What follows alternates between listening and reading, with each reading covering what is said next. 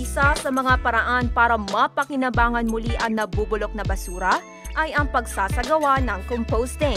At ang good news, pwede itong gawin sa sarili nating mga bakuran sa pamamagitan ng compost pit. Kung sa bahay, maghuhukay tayo ng 1 meter by 1 meter by 1 meter.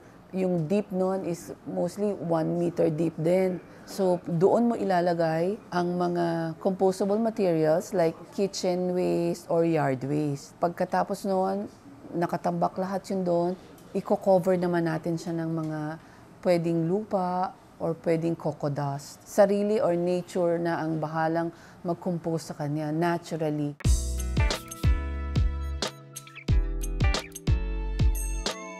You will cover that and then pwede natin siyang i-unearth after. Unearth, ibig sabihin, huhukayin ulit natin siya, compost na siya. Or pwede na siyang soil enhancer.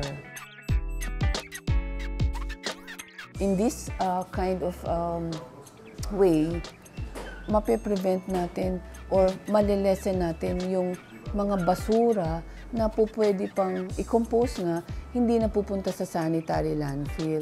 Doon pa lang, nase-segregate na natin. We call that process segregation at source. Sa simpleng composting, nababawasan at napapakinabangan na ang basura.